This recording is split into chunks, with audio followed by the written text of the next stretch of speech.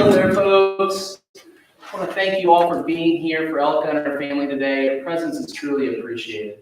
Before we get started, two things I'd like to note. If you have your cell phones on you, if you could put them on silent or turn them off, that way we can proceed uninterrupted. We sure would appreciate that.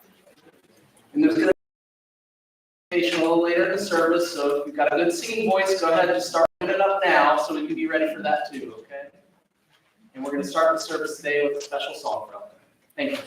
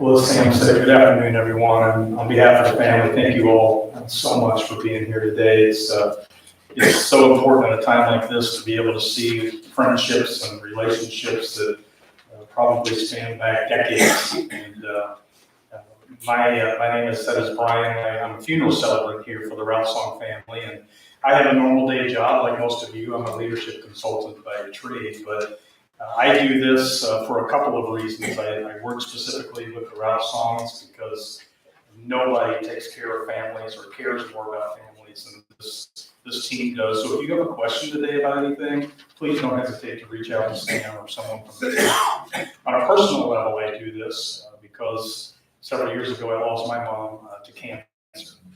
And doing what we're doing today, coming together and seeing some old pictures, seeing friends and family that maybe we don't get to see as often as we'd like to.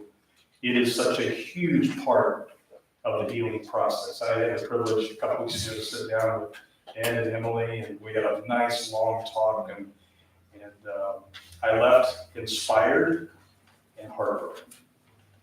I know that this is a sudden loss for all of you. And what I got to hear that day, because I sat back and I asked them, just tell me about Elke. I want to hear her story. That's my privilege in my part of this, is being able to hear the story of people that I've never had the privilege of knowing. And what a beautiful story it is. But the hard thing about loving deeply is that when you lose a person, it hurts deeply, doesn't it? A very wise person once said, it's okay to miss her. It's okay to say her name often. It's okay to cry. It's okay to laugh. It's okay to breathe deeply. It's okay to smile when you think of them. It's okay to have days when you can function, and there's going to be okay to have days when you just can't. It's okay to be angry. It's okay to be thankful. It's okay to remember. It's okay to hope. It's okay to be honest about how you're feeling. And I love that reading because it acknowledges what is true about grief, that grief is messy. You know, the experts give us this idea that we're going to work through this linear 5 stages of grief, giving us the idea that we're going to graduate on the other end of that. And that's just not how grief works. And I would imagine, since you've heard the news and experienced the news, all kinds of different emotions. And the best thing that a family and a group of friends can do is to give each other space to feel however it is you're feeling. The only right way to grieve is the way that you are grieving. So let yourself feel that. You know, I'm a big believer in something that I refer to as a holy collision. And what I mean by that is, if you think back through your lifetime, my lifetime, there are certain times that we are lucky enough to run into the exact right person at the exact right time of our lives for the exact right reason that we were supposed to run into that person. That's what I call a holy collision. You might be sitting next to one of your holy collisions right now, and you think back to that first moment you met. You know, who saw who first, and who made the first contact, and what was it you saw about each other that pushed through all the layers of relationship and acquaintance and became the significant relationship that it is today. Because if you think about it, we can set aside all of our accomplishments, all the stuff that we've ever owned, and what life really boils down to are those holy collision, significant friendships and relationships. And there's no doubt that's why you're here today. That's why you decided that it was important for you to be here today, because somewhere along the line, your path and Ed and Elke's path or the family has connected. And whenever I have the privilege to do a service like this, I consider this group of people sitting in this chapel this Friday, we're our own version of a holy collision. You can't explain why this group of human beings would ever be at the same place at the same time. And yet here we are. And let's be honest, when we parked our cars a little bit ago, every one of us have things we're worried about. We have decisions we're trying to make. There might be something going on in your life today that nobody else in this room is aware of. And all that stuff's going to be waiting for us when we get back to our cars. So my hope and prayer is that by the time we go back to our own busy lives, we're going to walk with a little bit of Elke's spirit. That, to me, is the best way to celebrate someone's life. You know, we've kind of moved away in the last decade or so from calling what we're doing here today a funeral or a memorial service, and you're hearing more and more the phrase life celebration. And I like that shift, because as hard as a day like today is, and it is brutally hard, there is a lot to celebrate in this lady's story. So before I go any further, if you're comfortable joining me, I'd like to ask if you would to join me for a brief word of prayer. Okay, let's pray. God, I thank you so much for this exact group of holy collision friendships, relationships that are in this room right now. And God, I don't know how you do it, but I have a belief system that somehow you can look down on a room like this, and you know what's going on in the lives of every person sitting in every chair in this room. So I pray that by our time together today, that we might hear something or remember something or feel something that we can immediately put in place in our lives today. And by doing that, we can keep Elke's spirit alive well beyond her years. So thank you for who you created Elke to be. Thank you for her life, for her impact, for what she meant to so many different people. And I pray for Ed and the family as we gather for these next few moments, that some of the peace that we can find today will last weeks and months and even years. So God, thank you for this time. In your name we pray these things. Amen. Amen. You know, one of her biggest holy collisions was this handsome gentleman down here. And I asked him when we were together, I said, I want to hear your story. I want to hear how you met. And he told me that story that when he was over there as an exchange student, he spotted Elke, first day of classes in a spring semester, 1966. Yes. He's going to tell. He's going to tell. I'm going to cut that short. I just got this from Emily. But, Don't give it away. but what I heard from that, I'll wrap it up by saying that if that hadn't happened, this whole crew doesn't exist. That to me is a holy collision. And so I'm going to get out of the way for the next few moments, and we're going to hear from the people that knew her best. We're going to start off with a dear friend. Andrea is going to start off, and then after that, Chris and Andy and then Ed are going to come up, and then I'll come back up before the grandkids come. So Andrea, you come up and start us, and I promised Andrea I would not mention that today happens to be her birthday. So I'm not going to mention that at all.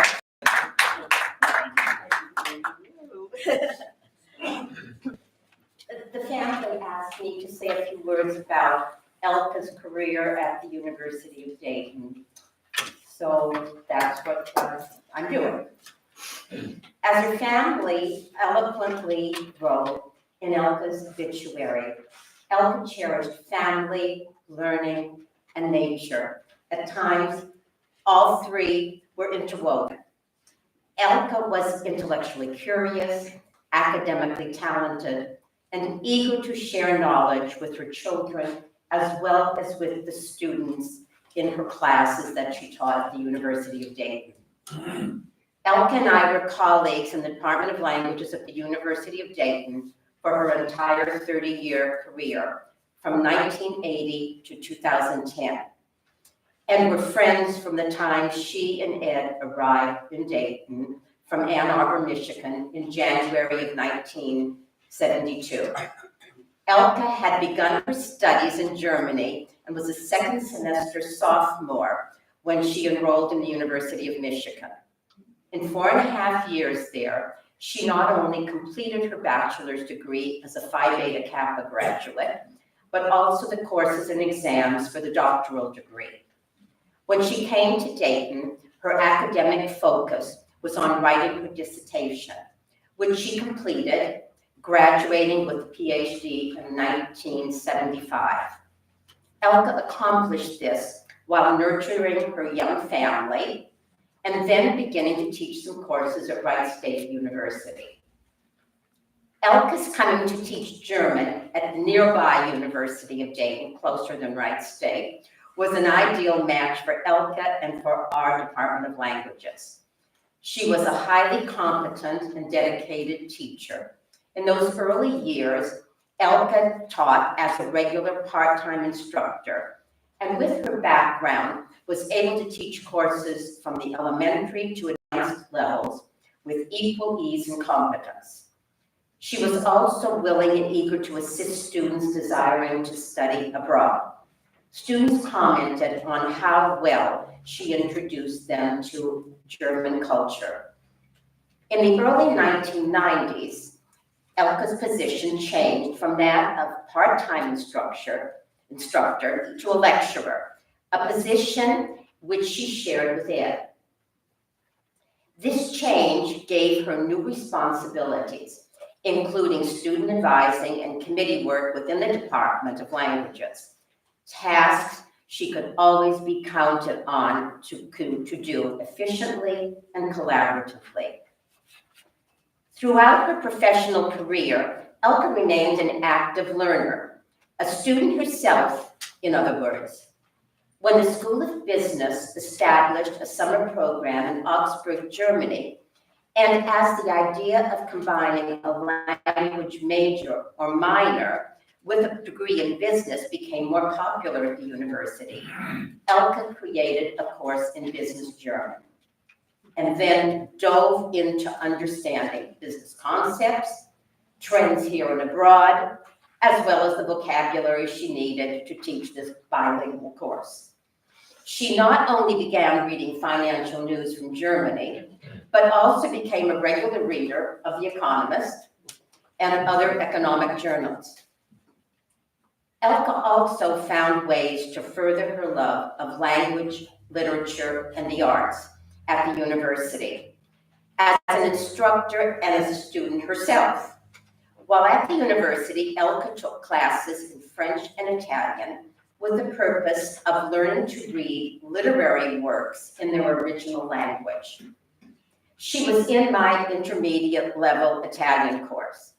And this is a level when different verb moods and tenses all combine together, and most students are totally rattled. But not Elke.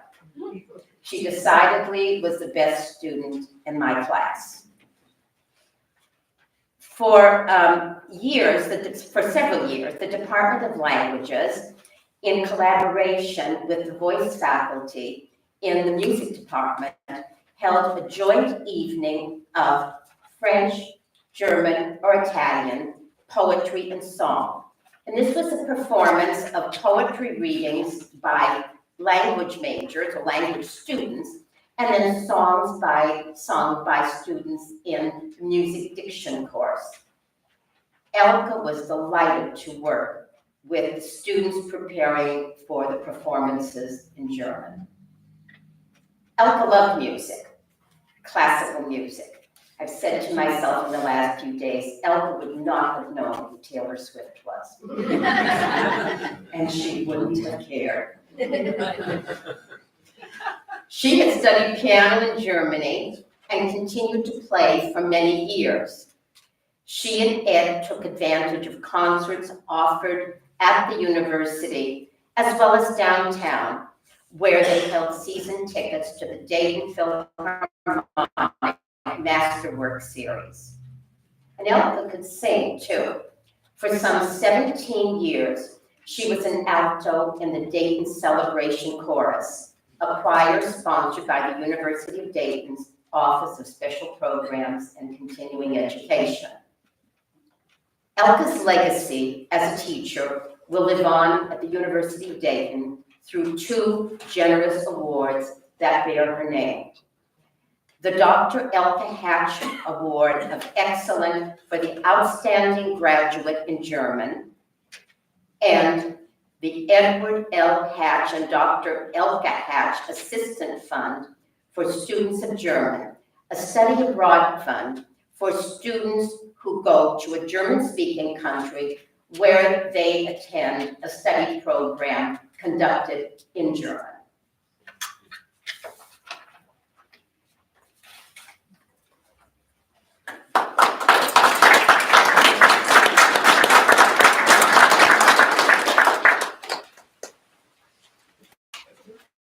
Chris, and Next, all right.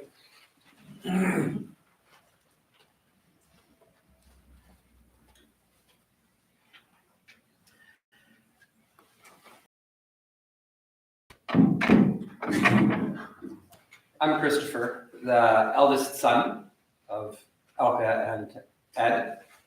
I'd like to do reading. Pardon me while I pull it up to make sure that I don't muck it up. This is sonnet number 60 from, well, Bill S. Like as the waves make toward the pebbled shore, so do our minutes hasten to their end.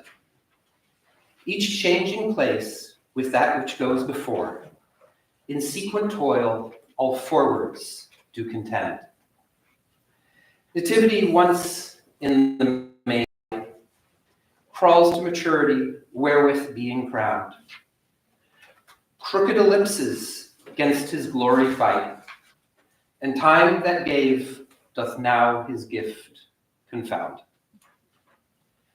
Time doth transfix the flourish set on youth, and delves the parallels in beauty's brow.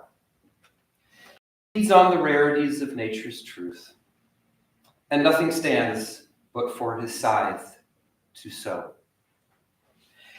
And yet in 2 times, in hope my verse shall stand, praising thy worth despite his cruel hand. Thank you.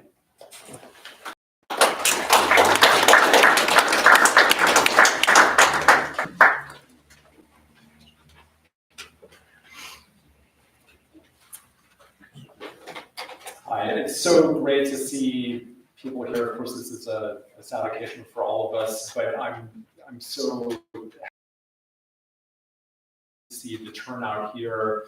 And it's wonderful to see so many faces that I haven't seen in such a long time. So many neighbors here, so many friends of the family in quite a while. So thank you very much for being here.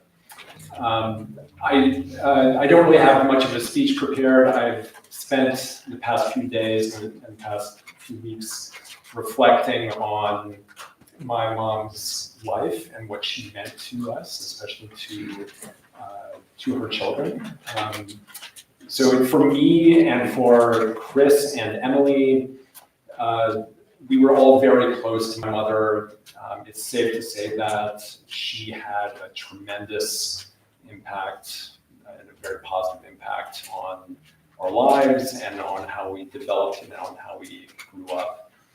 One, I guess, small memory that I thought about over the past few weeks.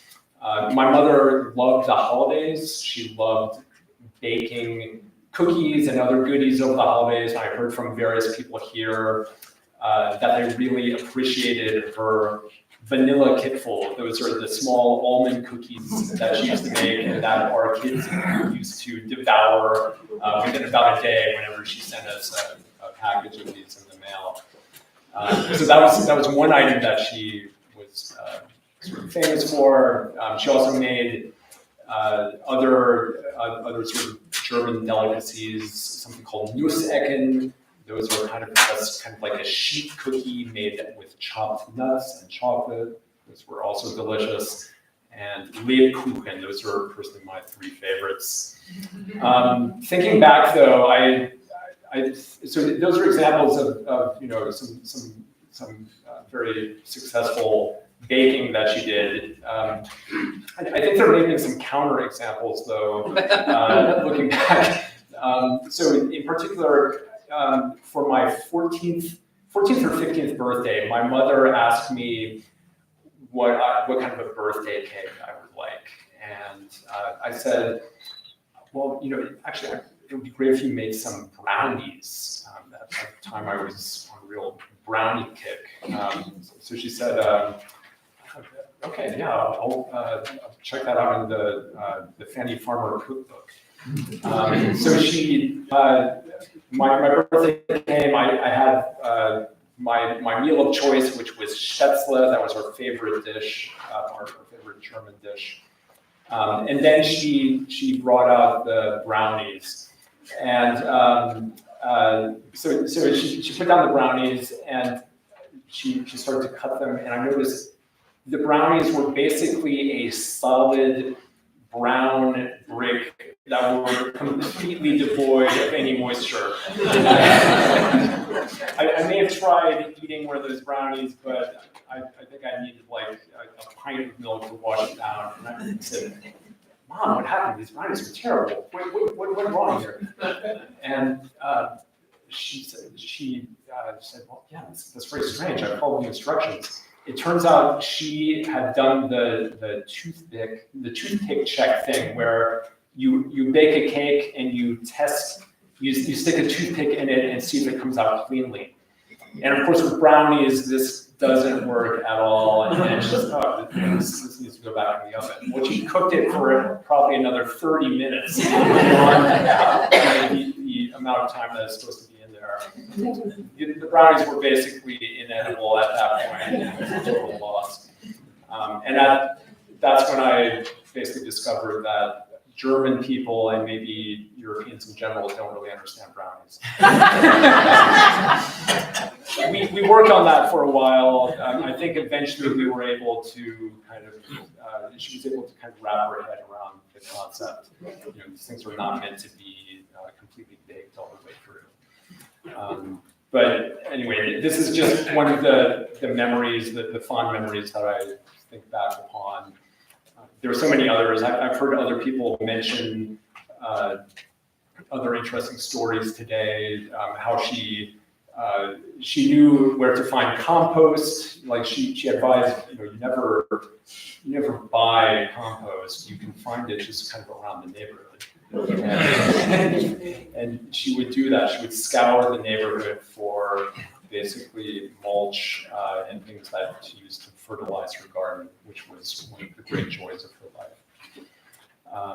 So anyway, just a small anecdote that I wanted to share with you. And I'm sure there will be more stories later on today that we can share.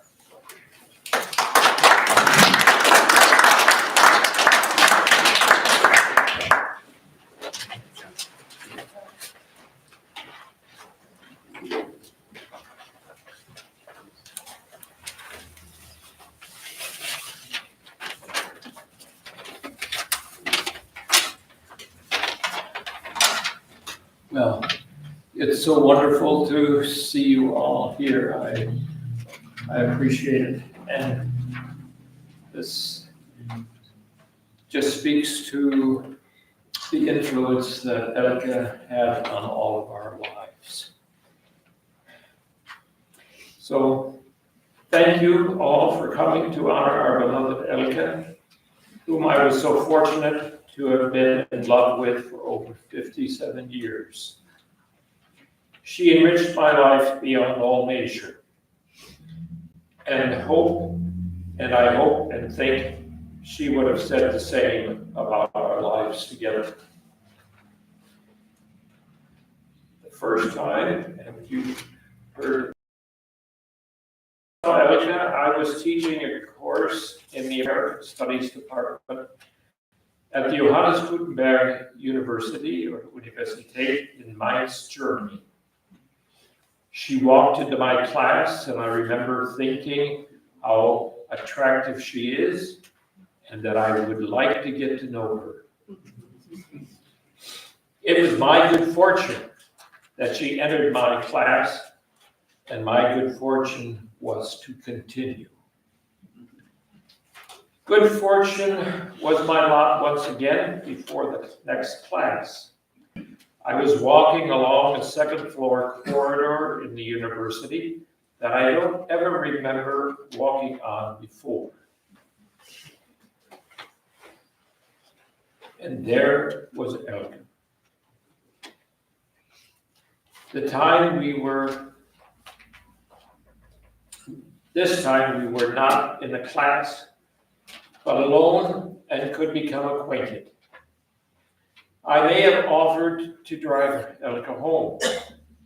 I'm not sure now, but somehow I learned where she lived. The next Sunday afternoon, I was thinking of Elke and decided to drive to where she and her roommates had an apartment in the hope of finding her at home. I lived in a community about 3 or 4 miles west of the center of Mainz, and Elke lived across the Rhine, a short distance east of Mainz.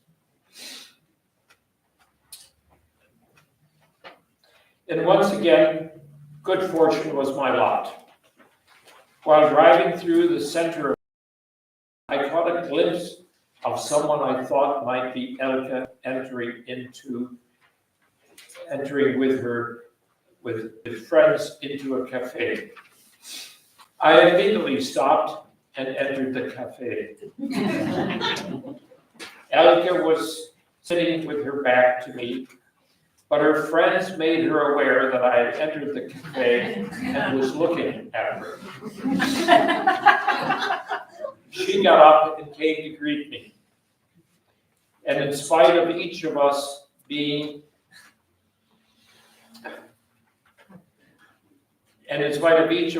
miles from home, time and place and good fortune had coincided to bring us together once again. From that time on, my feelings for Elke were unmistakable and remained so until she left me and all of us on Sunday, November 24th. Our time of meeting in class was over, but good fortune continued to be my lot. And Elke and I spent hours together traveling. We visited friends south of Mainz, and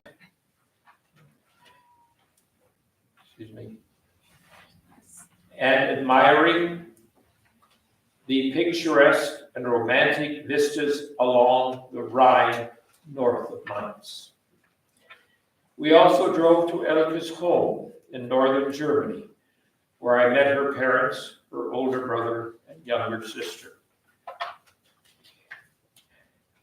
I returned to the US in the summer of 1966 to continue my German studies in Ann Arbor.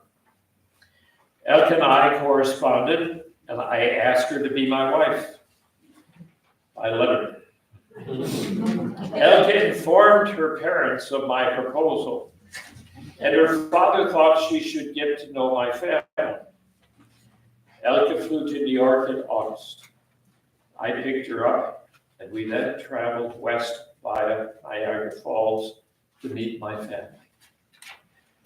During that visit, good fortune once again appeared, and it became obvious to both of us that we wished to share our lives and marry as soon as possible. Elke returned to Germany with the understanding I would join her and her family there for Christmas. Unfortunately, we learned that I would not have enough time between semesters for us to marry in Germany.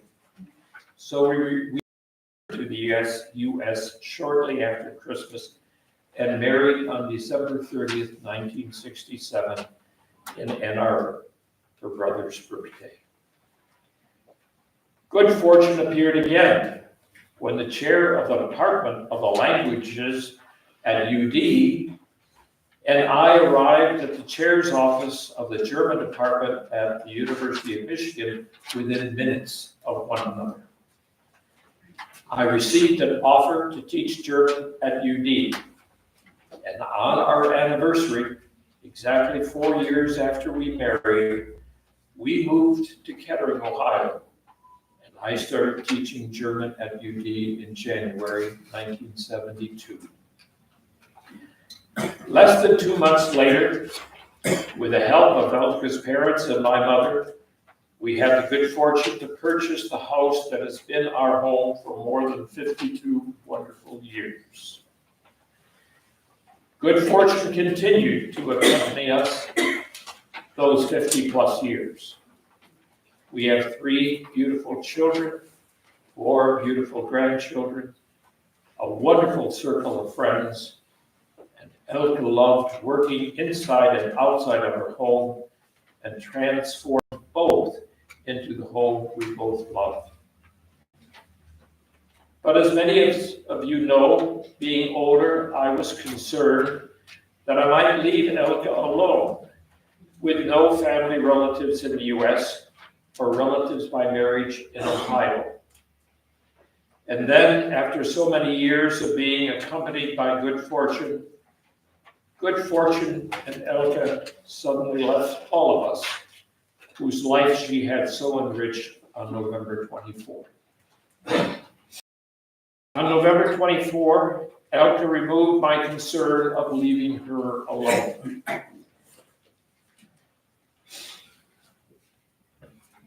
I now have no concerns, but I regret to say we'll now have to enjoy being with our children, grandchildren, and friends without my dear Elke.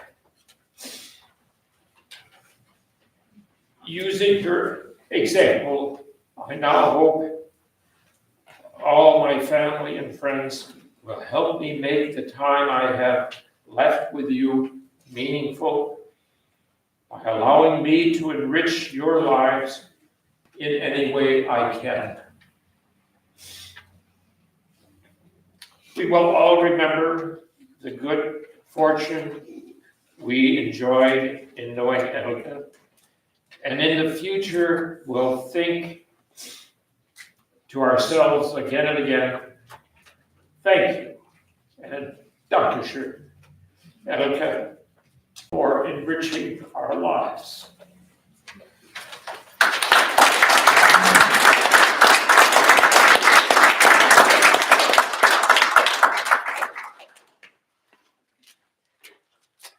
had mentioned their grandchildren, so they're going to come up now and share a poem. And then after that, Emily's going to lead us through the next part of our service. So.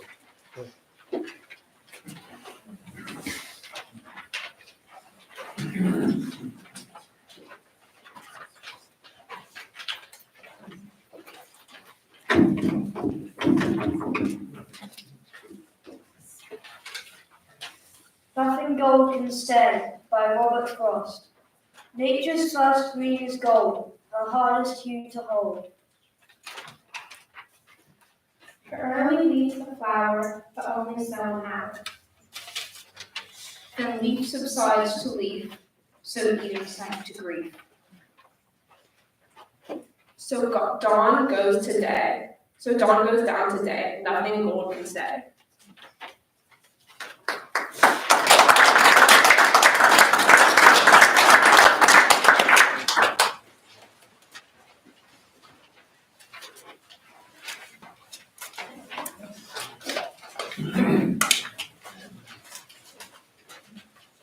Well, my brothers have spoken, my dad's spoken, and I wanted to just say real briefly that I thought my mom was wonderful.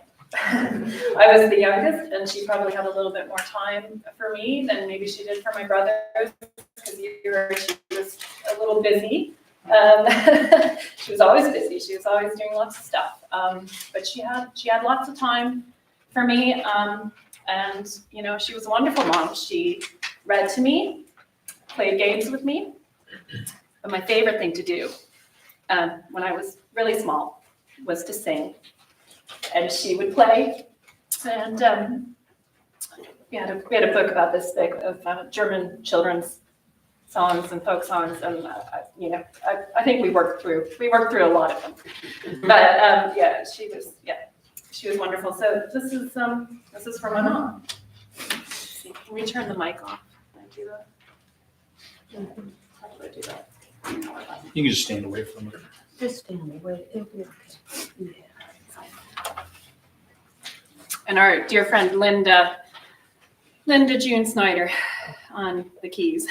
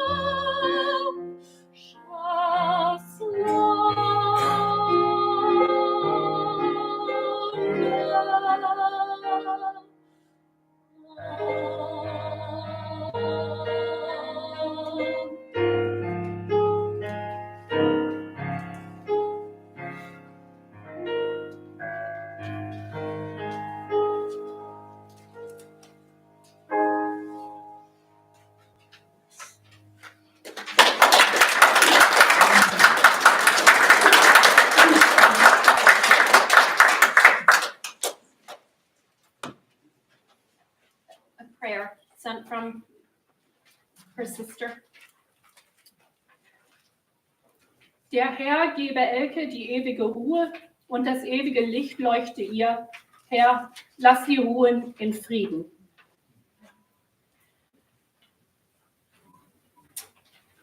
And One other anecdote I wanted to share. We talked about Christmas, and it was a special time for my mom, and she did love music. And Christmas gives you that wonderful excuse and occasion to sing together.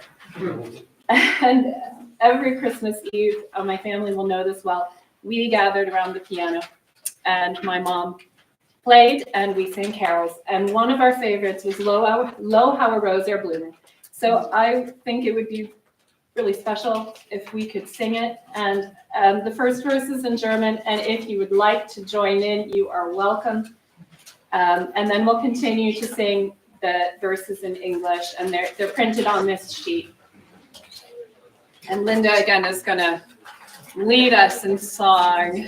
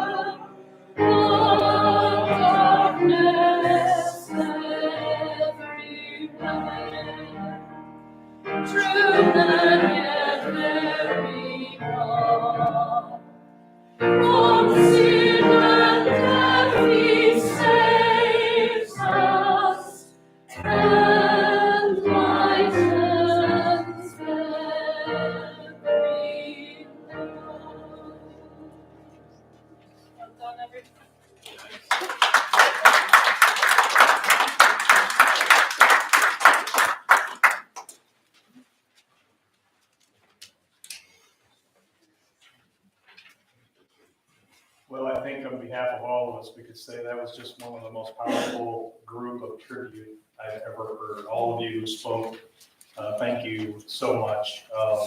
I think in over 20 years of doing that, that was the first Taylor Swift mentionable.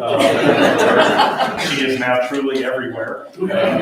But all of you, and Ed, your words were, if your life together was a Netflix movie, I would watch it over and over. It's just a beautiful, powerful tribute. And that's what I got to feel the day that we visited. I asked the day that we were together, Emily specifically, I said, if your mom's life taught any life lessons, what have you learned? And she so well put it. She said, the work that you put into nurture is the most important thing. and not just plants. Friendships, parenting, relationships. And that kind of a life lesson will echo generations beyond her life. As I close my time, then I'm going to turn it back over to Emily to close us out. I'd like to share a reading. It's one of the most powerful things I've ever run across, and I specifically thought of Elke as I was preparing today. It's part of a speech that Anna Quinlan gave to a group of graduates one afternoon at Villanova University. And I shared as I close my time in a way to honor her life and the way that she lived it. Anna Quinlan said, "You walk out of here this afternoon with the one thing that no one else has. There will be hundreds of people out there with your same degree. There will be thousands of people that do what you do for a living. But you will be the only person who has sole custody of your life. Your particular life, your entire life.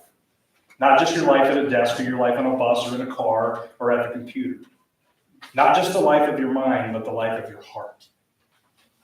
Not just your bank account, but your soul. People these days don't talk about the soul very much anymore because it's much easier to write a resume than it is to craft a spirit.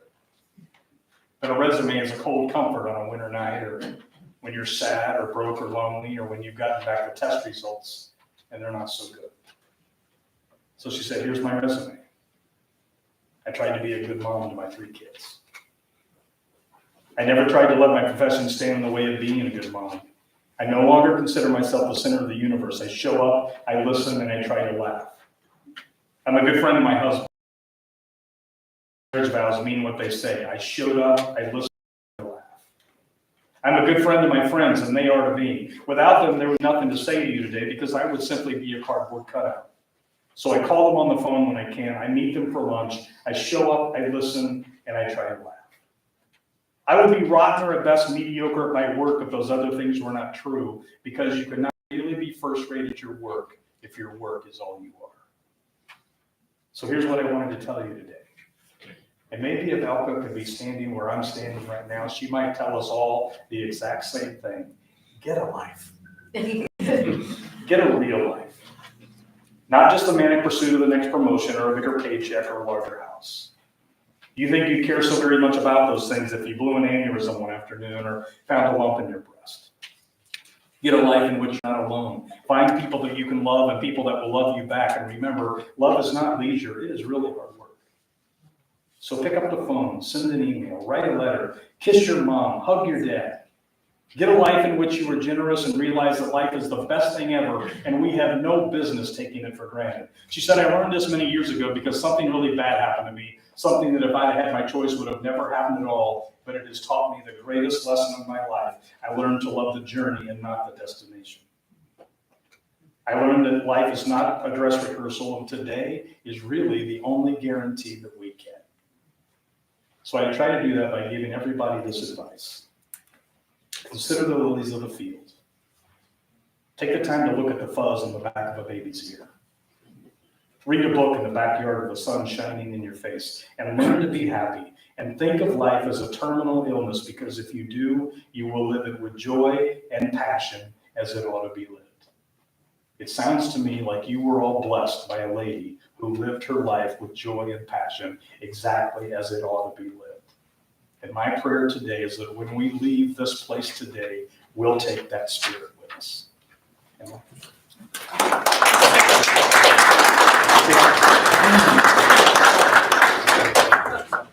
We just wanted to offer up the floor if anybody had any remarks they would like to make. Does anybody have anything else that they'd like to add? I'm gonna wait here. 30 seconds, because I know as soon as you hear that, it takes a while to work up the bravery. I'm gonna work up the There we go. Bravo.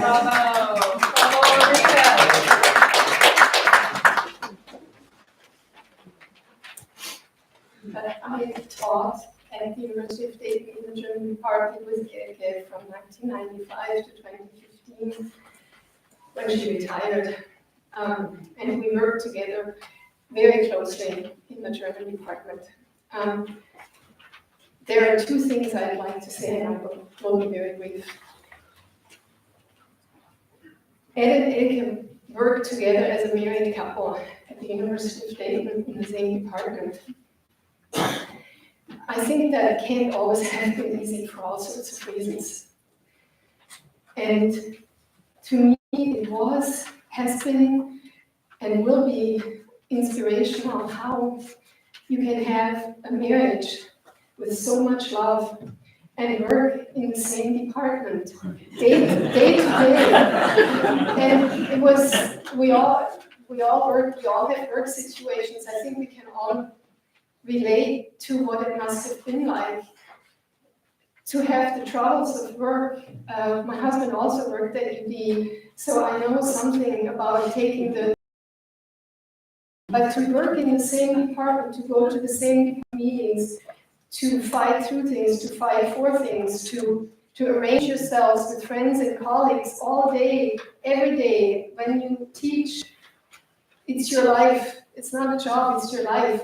And how this couple, and of course we were also friends from the time that John and I came to UD in '93. So I've seen them at home, I've seen them with their children. They were at our house, we were at their house.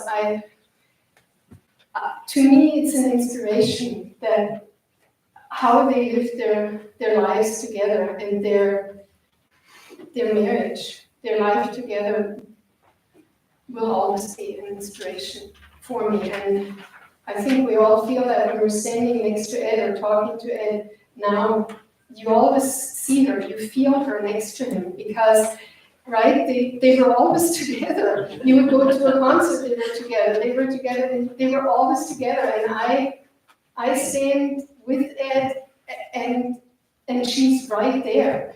And then, of course, we've all had the very good fortune of having Emily with us now for a long time. And you call Emily on the phone, she picks up. I swear you will feel that it is Elke. And she laughs. Do you know how Elke, we see this in the pictures, do you know how Elke she would have this laugh out of nowhere? Do you know this scene? I can't do it because I'm not that positive spirit that she was.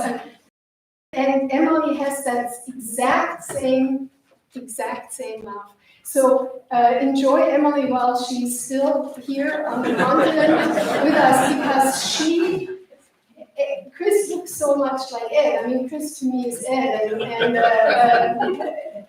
but Emily is Elke in her voice, in the way she laughs, in the way she makes sure that when you enter the house and it's cold outside, you remember how you would walk in and she would immediately close the door to make sure that Emily does the same gestures. So I would all invite you to really take advantage of Emily's presence with Ed and next to Ed. And if I can say one more thing, Elke's dissertation was on a poet from German Romanticism, capital R. And his most famous poem is about spring. And I've always found it very fitting that Elke's dissertation, Elke's work was on that poet, because he was so famous for bringing hope and spring and light and flowers, and Elke loved her garden. And I think Elke, like very few other people I know, embodied the sense of spring all her life. So that's what I.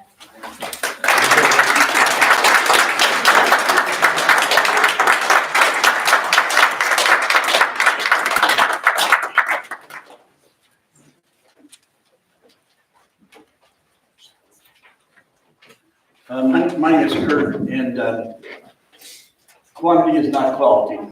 Quantity of years that I've known Ed and Elke, quantity of our time together has been very minimal. In fact, Ed, as you may recall, through Gabriel and John must be right, we met probably 3 decades ago, but Elke and I didn't meet until the last 5 years, and I'm singing with that David Celebration Chorus. While Ed and I shared the music, I didn't realize until today how much music meant to Elke as well. And by the way, Emily, thank you for your compliment, because that's when I my solo days, rock colors, it's gorgeous, it's beautiful. But I learned through Elke so much about, continued teaching much about gardening and what the few moments that Ed and I had to share together before Rock Society comes to meet again today tells me much about the person he is and what this world, what the life with Elke meant, but to what this world and friendships mean. And I'll pledge to him that family leads friends like many of those here, and I only speak for myself. I hope, hopefully our friendship will deepen.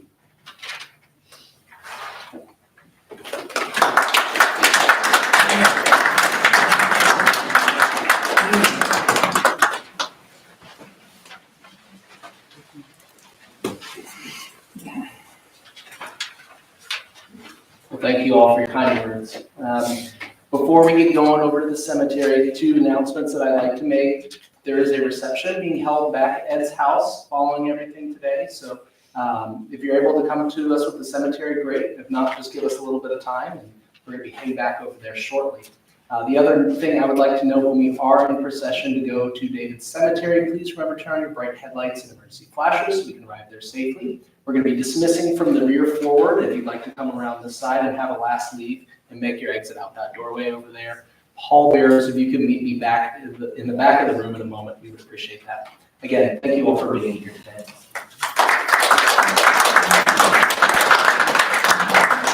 I usually don't get applause. That's strange. It's a new audience. That's interesting. What can you say? Yes, absolutely. Yes.